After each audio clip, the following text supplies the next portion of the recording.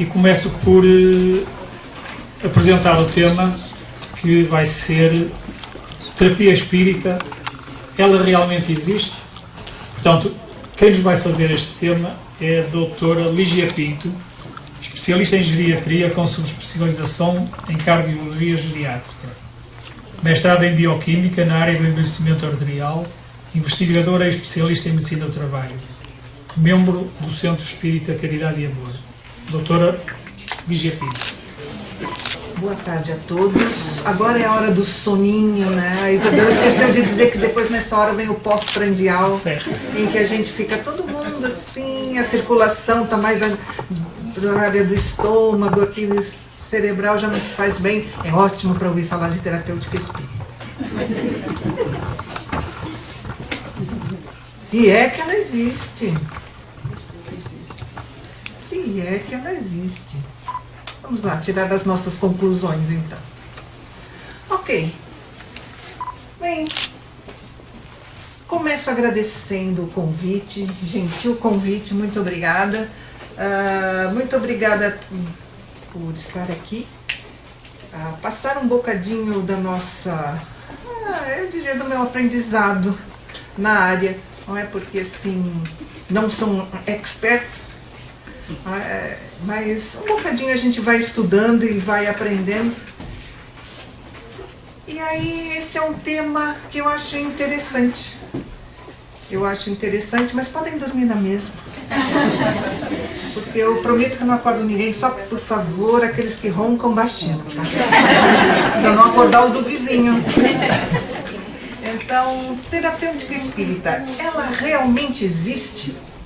A gente costuma falar terapêutica espírita, ciência no espírita, a gente sabe que ela existe, não é? Aplicada à doutrina espírita, ok, nós sabemos.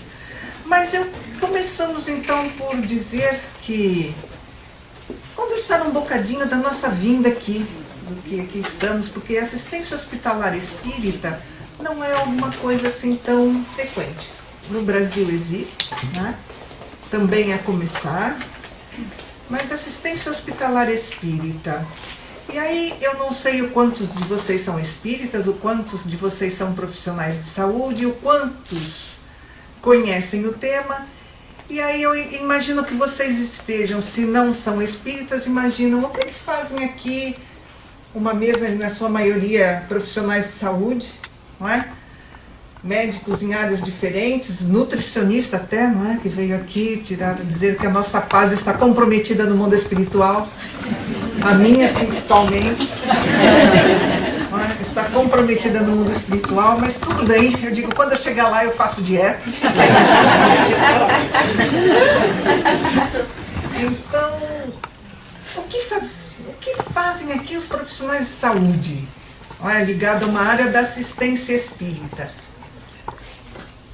O que estamos aqui a fazer? Bem, primeiro porque a assistência espírita, o entendimento da espiritualidade, e geralmente quem pensa em médico não pensa assim numa área muito espiritual, apesar do que a Inês mostrou, né? A Inês Rubina, que fez a palestra anteriormente, mostrando as pesquisas na área, e é justamente isso. Não é? A partir da década de 90 foi um boom, não é? De publicações. Vários pesquisadores, eu trouxe o nome só de dois aqui dos Estados Unidos, bem conhecidos, que é o Harold Koenig e a Christina Pulkowski, tá bem? São dois pesquisadores bastante conhecidos dessa área. Então houve um boom, uma necessidade também de sair daquela visão mais materialista, não é? Tá vendo que começamos a perceber dentro da área médica que só isso já não satisfaz. Aquela definição da Organização Mundial de Saúde, que acabou ampliando-se também para o que é saúde, né? O bem-estar físico, psíquico, social e também espiritual, porque cada vez mais temos esta noção que a parte espiritual conta imenso. E talvez não seja por acaso, e talvez, né? Quem diz talvez, vai ver aqui que a saúde mental e física andam de mãos dadas. Corpo são com mente sã, e eu diria mente sã em corpo são, não é? E o contrário também é válido. Aqui é uma via de mãos duplas. Mas depois temos aí a psiquiatra para nos abordar esta área. E não só, não é? Há crescentes evidências mostrando isso, não é? Que a espiritualidade vai interferir diretamente na saúde, demonstrando menor tempo de internamento, mostrando diminuição de mediadores relacionados com estresse, como a interleucina, menor índice de depressão, entre outras tantas coisas vão mostrando esses artigos na literatura. E isso vai cada vez mais chamando a atenção dos profissionais de saúde como um todo, tá bem? E infelizmente dos nutricionistas também. A Isabel é minha amiga, por isso eu brinco com ela. Ok, mas ali, olha, a Joana fomos mexer, saiu da área. Mas aquela bolinha ali estava assim, ok, a gente até entende por que os médicos ou os profissionais de saúde estão ligados agora a perceber a área mais vitalista, né? Essa parte científica mais na área, deixando um bocado os racionalistas, né? Os mais técnicos, e passando para aquela parte da ciência mais vitalista, que foi esquecida com a revolução que Descartes trouxe, e tirando um bocado a religião da ciência, ou tirando a espiritualidade da ciência. Eu não gosto de falar muito em religião, eu prefiro o termo espiritualidade, apesar que, como disse a Inês muito bem, é difícil separar uma coisa da outra, não é? Mas são diferentes de alguma forma. Então, esta argolinha estava lá espírita, porque isso não é só uma conversa sobre espiritualidade e saúde. Tem aqui uma especificação, que é o ser espírita. Somos profissionais de saúde e somos espíritas, tá bem? Ser espírita, o que significa? Olha, andarmos pelo caminho do espiritismo. Bruxos? Não. Nada a ver. Muito pelo contrário, tá bem? Ninguém aqui tem aqui uma bola de cristal, né? Podia, dava jeito, vou lhes dizer que dava jeito. Tem uma bola de cristal de vez em quando, não é? Dava jeito, mas não temos, não é? Não temos. Então, o que é o espiritismo? Não sei se é novidade para vocês, não sei o público que tenho aqui à minha frente, mas para quem não sabe o que é o espiritismo, muito en passant, pincelando bem rapidinho, senão o seu Vitor mandava, olha, desculpa, volta para a próxima, porque a informação é tanto, não é? Mas só para a gente ter uma noção que o próprio codificador, Allan Kardec, define em A Gênese. O espiritismo é ao mesmo tempo uma ciência de observação e uma doutrina filosófica. Tá bem? Como ciência prática, consiste nas relações que se podem estabelecer entre nós e os espíritos. Como filosofia, compreende todas as consequências morais que decorrem de tais relações. Ok, então isso significa que eu realmente sou espírita. Acredito em espíritos. E que eu sou um espírito. A começar por mim, agora aqui, né, matriculada aqui neste planeta chamado Terra, tá bem? Por isso tem esse aspecto simpático, apesar da minha nutricionista, tá bem? Tenho esse aspecto simpático, para que eu possa com ele ir aprendendo e desenvolvendo. Tá bem, Isabel? Não fica triste. Eu prometo que não te mando de comboio. Não é? Para que a gente possa desenvolver e aprender, ampliar horizontes. Não é? Então, a pergunta seria, mas e por que você é espírita? Bem, eu nasci numa família espírita já, de gerações espíritas. Quando a gente está no Brasil, o espiritismo lá é bem mais comum do que aqui, é verdade. Mas também tive a altura que questionei. Por isso, para mim, o espiritismo é lógico. E é como diz Kardec, é uma ciência, é mesmo. Não é? Que nos ajuda a entender. Porque eu tenho esse viés, eu preciso entender. Se eu não entendo, não faz sentido. Não dizer é porque é, não serve. Então, há que entender. E a doutrina espírita me ajuda a entender o que é a vida. Voltando à assistência hospitalar, como já foi falado aqui muito bem hoje, eu só vou traçar aqui para saber o que é que nós estamos aqui a fazer. É para perceber onde é que entra a terapêutica aqui. Qual seria o objetivo? eu não diria objetivos, mas os objetivos de maneira geral. Nós temos um objetivo geral, não é, da assistência hospitalar espírita. Levar aos enfermos internados em instituições hospitalares e a seus familiares o acolhimento, o conforto, o carinho e os esclarecimentos necessários à luz da doutrina espírita, tá bem? Isto de uma forma abrangente, tá bem? Claro que aqueles que trabalham na área poderiam dizer muito mais, mas de uma forma abrangente, creio que não estou muito longe, certo? De uma forma abrangente, poderíamos dizer que o objetivo seria este. Mas temos também os objetivos específicos. E dentro dos objetivos específicos, nós vamos encontrar que também a assistência hospitalar, ela estabelece um diálogo fraterno com os pacientes, dando prioridade à escuta, ao aconselhamento, não é? Respeitoso e amoroso. Então, estabelecer esse diálogo. Oferece mensagens consoladoras e esclarecedoras, reforçando a fé, a esperança dos pacientes. E não necessariamente na ótica espírita. É claro que nós não temos a ótica espírita, mas não forçamos, e como disse a Inês muito bem, ninguém a nada. Estamos aqui para apoiar, não é? Não estamos aqui para fazer proselitismo. A ideia é apoiar, não é, as pessoas. Um outro objetivo seria contribuir para o tratamento dos pacientes através de terapia complementar. Que terapia complementar? Não é? Orações, imposição de mãos, respeitando as condições do paciente, o seu desejo, as suas crenças e o ambiente hospitalar, tá certo? Então, sob toda essa ótica, então estamos aqui também para oferecer terapias complementares. Assistir e consolar os familiares enlutados, tá certo? Auxiliar e confortar os pacientes nos momentos derradeiros das suas vidas, com a nossa presença amiga e acolhedora. E, se possível, sim, lançando as sementinhas a nível da consoladora doutrina espírita. Porque eu acho que a doutrina espírita tem esta parte muito especial, que é consolar. Por quê?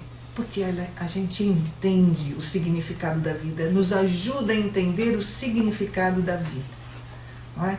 E é como disse há 2000 anos atrás, um cara que ainda não foi muito bem entendido, ele dizia que, conhecendo a verdade nos liberta.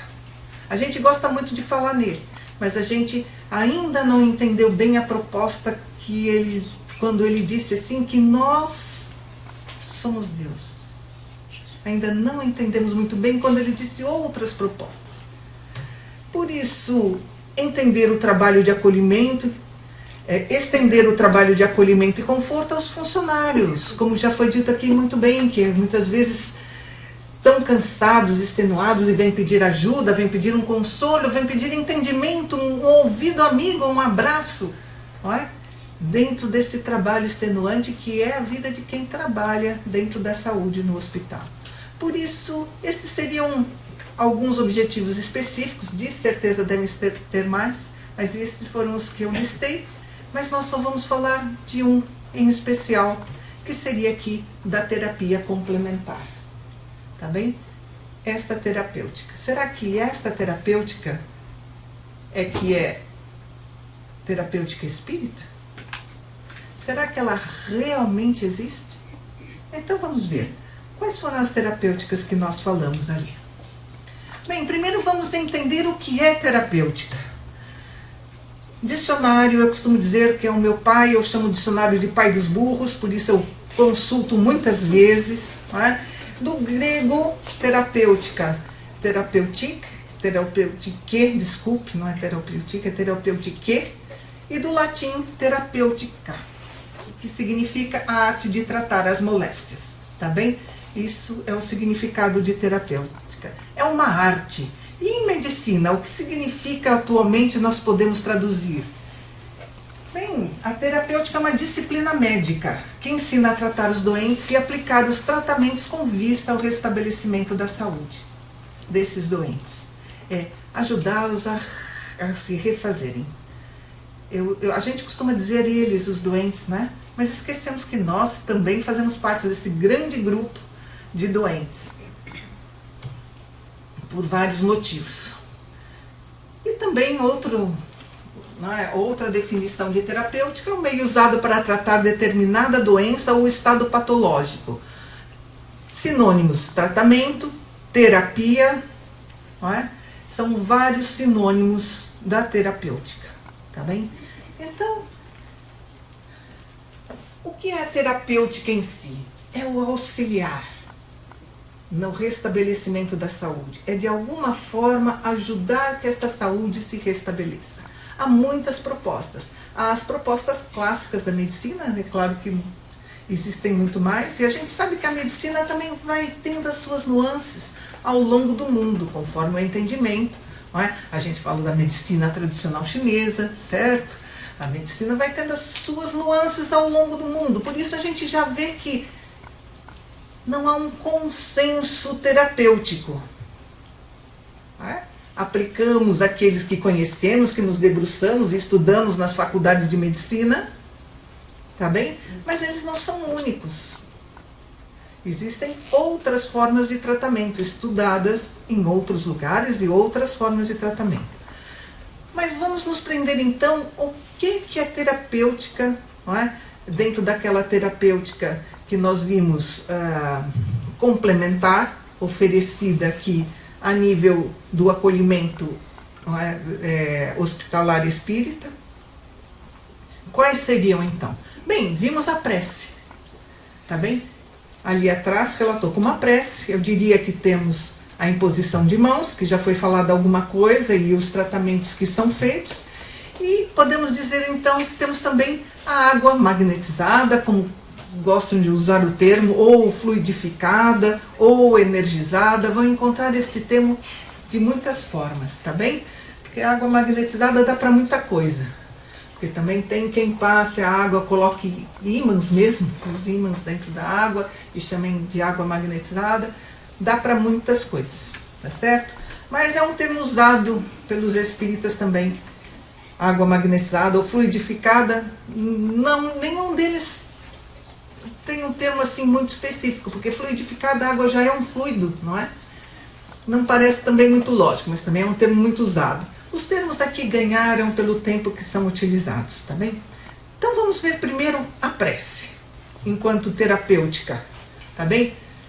A prece é um tipo de oração oral, escrita ou em pensamento. Não é preciso exprimir em palavras preces, não é verdade?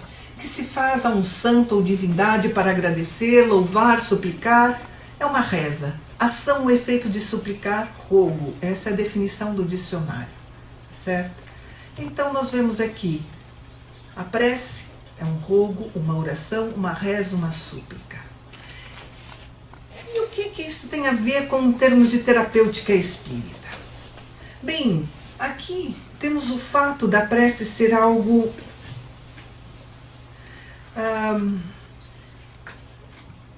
que é um tradutor dos nossos sentimentos, como viram lá. É uma súplica, é um rogo. Não é? Ela traduz os nossos sentimentos. Ao traduzir os nossos pensamentos, os nossos sentimentos, traduz os nossos pensamentos. E nós já vimos aqui que o pensamento tem toda uma influência quando a doutora Joana, falou a respeito, não é? Do efeito dos nossos pensamentos, das hormonas, no ser, no indivíduo. Pois, quando a gente está em prece, nós estamos gerando toda uma energia, todo um pensamento. Eu trouxe aqui um filminho, um exemplo do efeito da prece. Vamos ver se isto roda aqui convenientemente.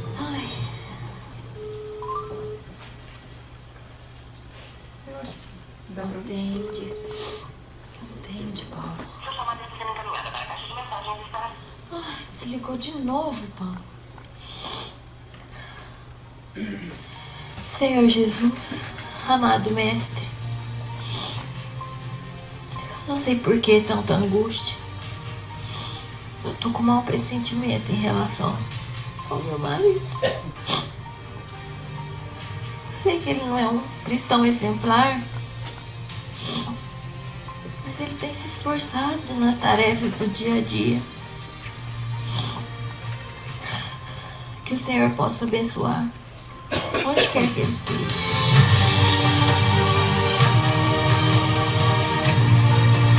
Senhor Jesus, amado queijo cristão exemplar, que o Senhor possa abençoar onde quer que ele esteja.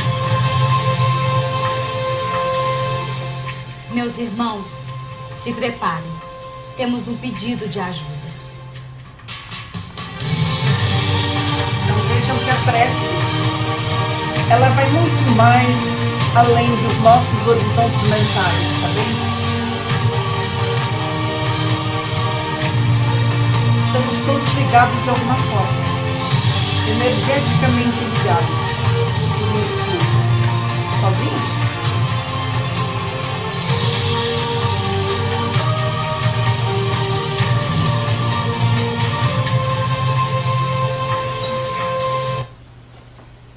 Então aqui dá para perceber que a prece é muito mais, tem todo o seu efeito fisiológico, mas tem toda uma ligação, que realmente ao ser feita, vai nos trazer amparo, de todas aquelas mentes, energias ligadas a nós. E como eu disse antes, eu sou espírita e acredito em espíritos. E que de alguma forma estamos todos interligados.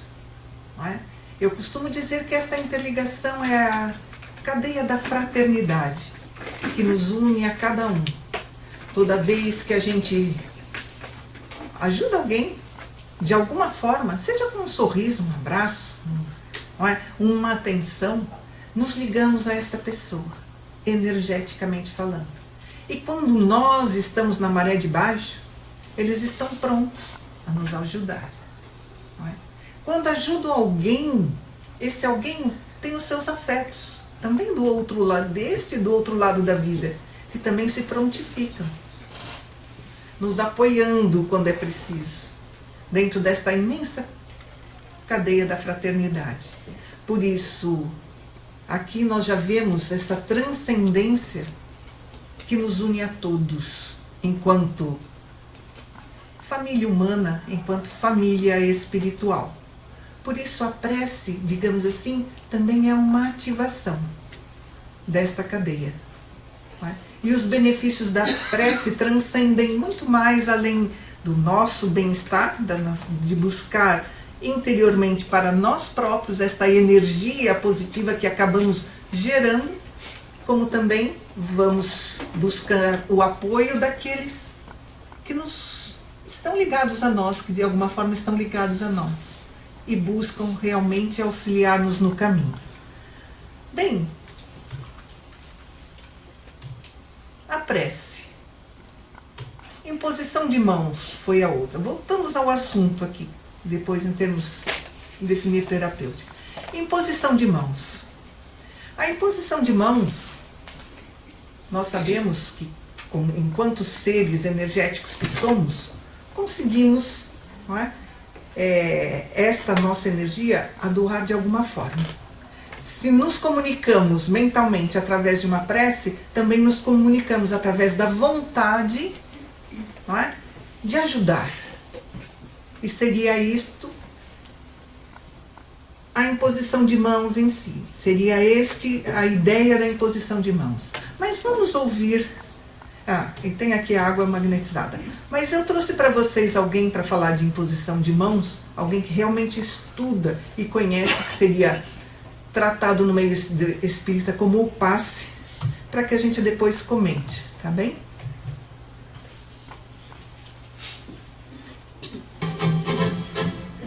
Olá, amigos, sejam bem-vindos para mais um programa Transição à Visão Espírita para um Novo Tempo. Hoje estamos aqui com a presença de um amigo muito querido, que conhecemos já há muitos anos atrás, em Natal, nos traz profundas e boas lembranças. É o nosso querido, conhecido no movimento espírita, Jacó Melo. Obrigada pela presença, Jacó. Muito obrigado, Dilmar, muito obrigado a todos que estão assistindo. É uma alegria enorme estar aqui com você. É uma alegria mesmo, renovada, e um tema que você, né, já escreveu, inclusive, vários livros, ou melhor, 2 livros sobre o tema magnetismo, direto e indiretamente ligado, o passe, que eu tenho certeza que muitos companheiros nossos da doutrina têm esse livro para estudo, palestra, pesquisa, enfim, vamos começando por aí. O que é o passe, Jacó? O passe, Delmar, é uma transfusão, uma transferência de energias, para usar um termo bem comum, de energias de uma pessoa que a possui em abundância para uma outra que está carente. Na realidade, usando uma terminologia mais espírita, é a doação de um fluido que um tem, um possui ou recebe para uma outra pessoa que está precisando dessa mesma energia. Isso tem um nome técnico todo chamado de magnetismo. O magnetismo é uma ciência que o Espiritismo houve por bem conhecer mais e aprofundar um pouco mais. Então a gente pode dizer que passe é magnetismo, Jacó? Seguramente, o passe é, em essência, a aplicação do magnetismo. E o Espiritismo, através de Allan Kardec, quando ele disse que magnetismo e Espiritismo, como ciências, são a mesma coisa, ele criou um vínculo que tornou isso totalmente perfeito. A inclusão do passe, que é a aplicação prática do magnetismo, dentro da vivência, da filosofia e do exercício do Espiritismo propriamente dito. Mas existe o passe em outras religiões, Jacó? Existe porque o magnetismo, sendo algo da natureza, ele está à disposição do ser humano, ele está por isso mesmo distribuído em todos os meios. Agora, tem algumas religiões que o usam dando nomes próprios, assim como no meio espírita a gente consignou a palavra passe para definir a aplicação do magnetismo. Nós temos algumas outras religiões que usam outros nomes, assim como também a própria ciência encontrou outras derivações, tipo hoje muito conhecido o Reiki. O Reiki é uma variação do magnetismo, assim como o Jorei da Igreja Messiânica é o próprio magnetismo, que nós aplicamos com o nome de passes, e aí vai. Existe uma variedade enorme. A própria Igreja Católica, na carismática, quando faz aquelas vibrações, vamos elevar as nossas mãos, vamos envolver os nossos amigos, está exercitando também o mesmo passe. A diferença do Espiritismo, se você me permite, é porque como o Espiritismo surgiu dentro de uma filosofia que tem também uma abordagem científica, nós estudamos mais cientificamente o processo, por isso o passe ele ganhou um espaço, ou seja, uma base maior, e pode, portanto, ter muitas variações, e nem todas as religiões usam essa mesma base larga. E aí, por isso, há uma diferença considerável de uma para a outra.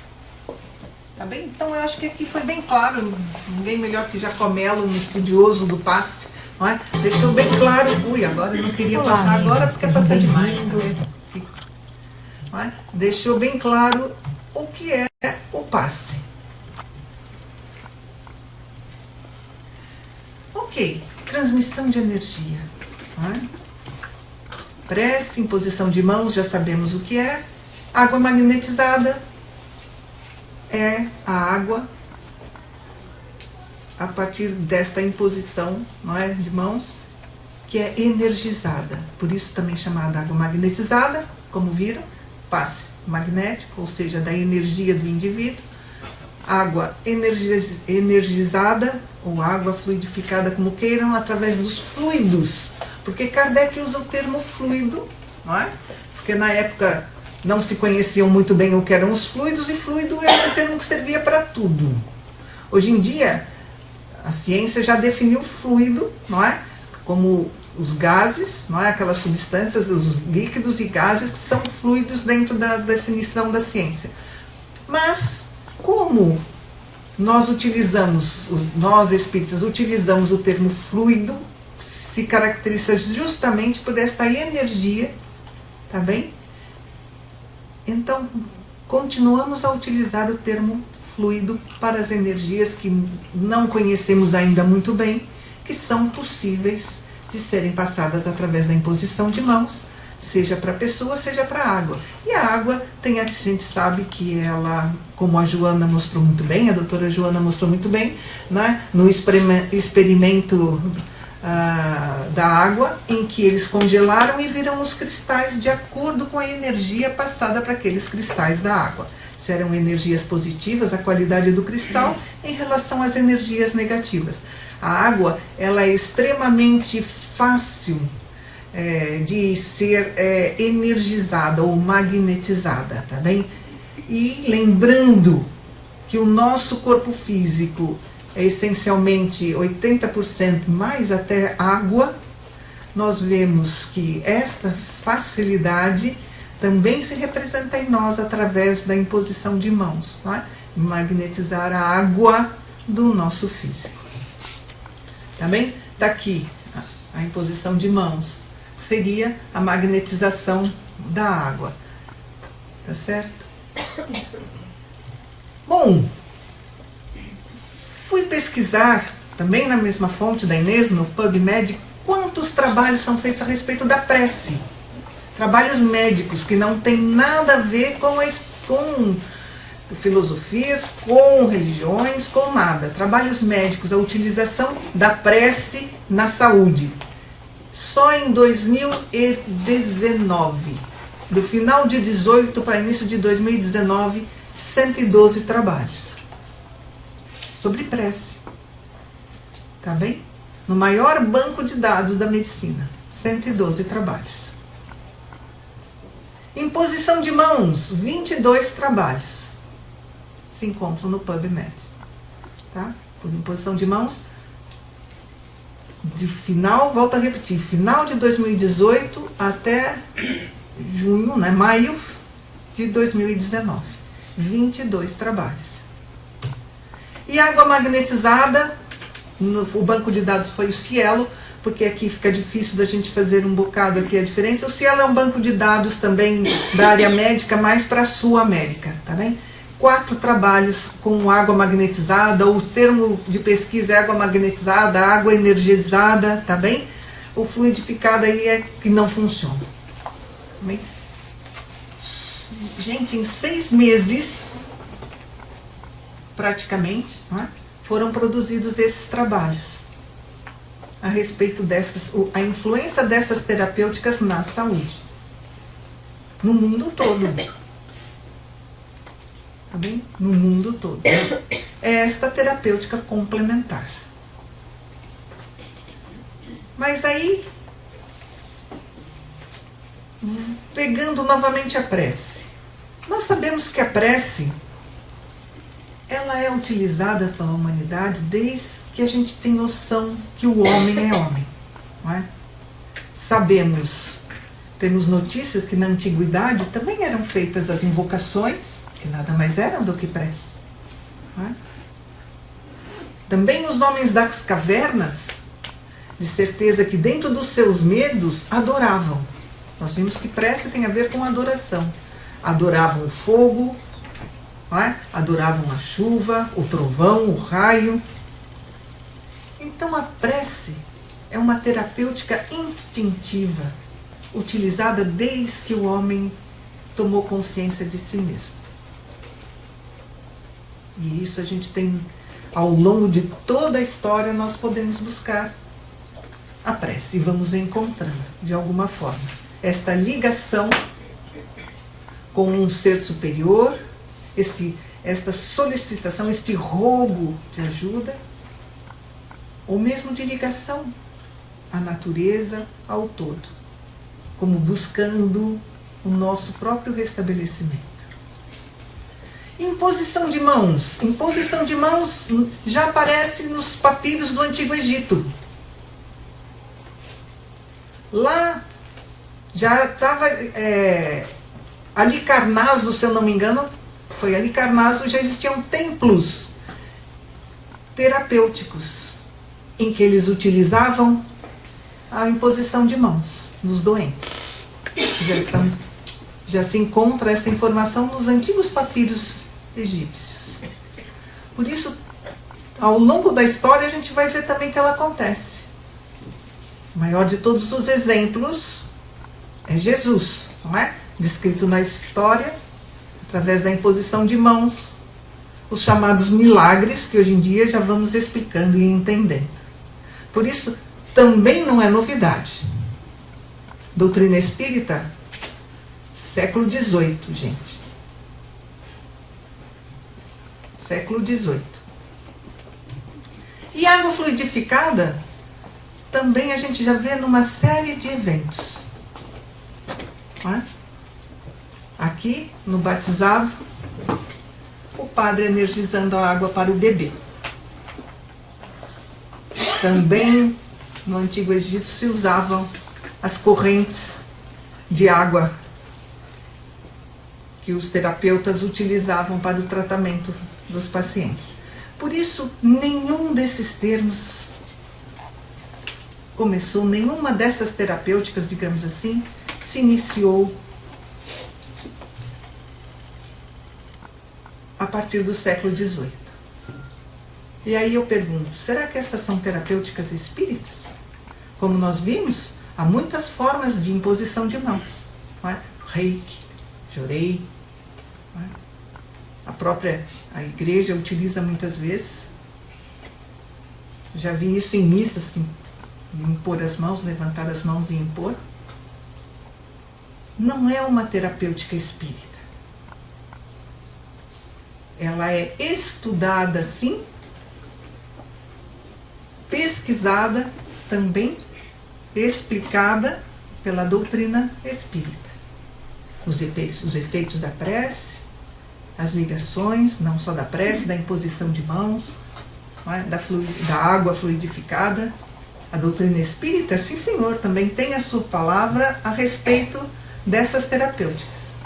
Mas não podemos dizer que isso sejam terapêuticas espíritas. Então, afinal, existe ou não existe terapêutica espírita? Então todos já dormiram ou é silêncio mesmo? Estão a pensar. Estão aí a pensar, a digerir a minha pergunta ou é o almoço?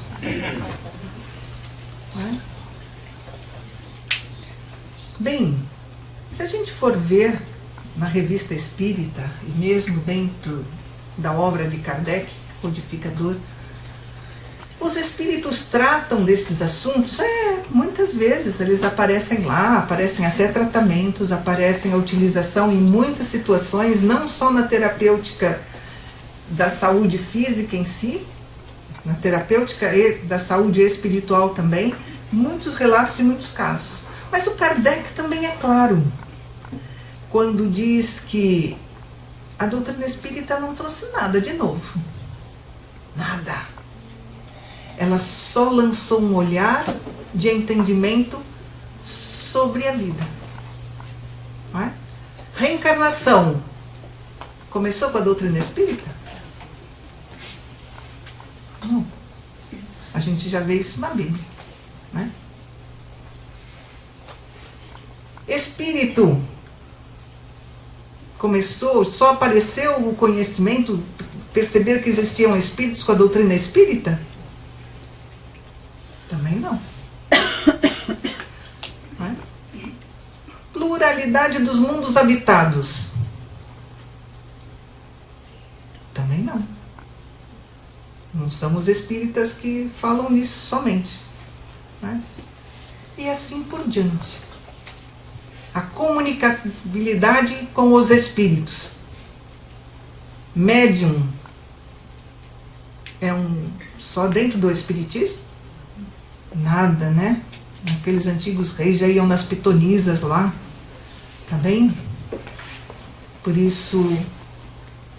Então, o que o Kardec fez de novo? Para que serve o raio da doutrina espírita? Se é tudo velho. É justamente aí. É tudo velho, mas ninguém se debruçou para entender. Para entender realmente o que são os milagres. O que é o espírito? Quem eram? Não é? Porque na Grécia Antiga existia o necromanteum, que eram os templos onde iam se conversar com aqueles que já partiram. No Oriente a gente deixa aqueles... Não é? Eles até hoje fazem lá deixam a comidinha, as oferendas para os antepassados. É quase instintivo, é tão lá que a gente nem parou para pensar. O mérito da doutrina espírita é exatamente aquilo que a gente falou. É uma ciência, não é? Filosófica. Então, buscar entender, em termos de ciência, buscar entender o que é tudo isso. E qual o efeito disso nas nossas vidas. Porque a gente já sabia muito, mas não paramos. Se vocês forem pensar bem, e aqui agora são mais os espíritas, porque eu não sei os outros que não são espíritas, força, estudem para perceber, né?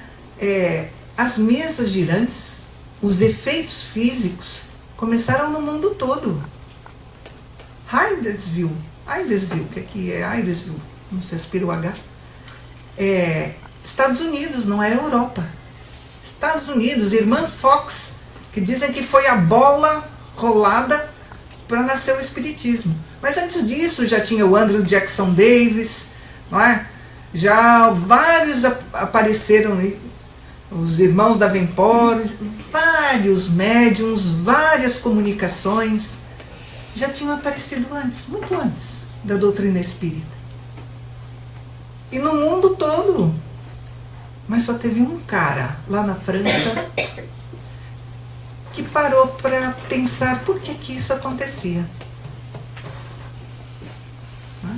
E aí, então, foi entender e perceber por que isso acontecia.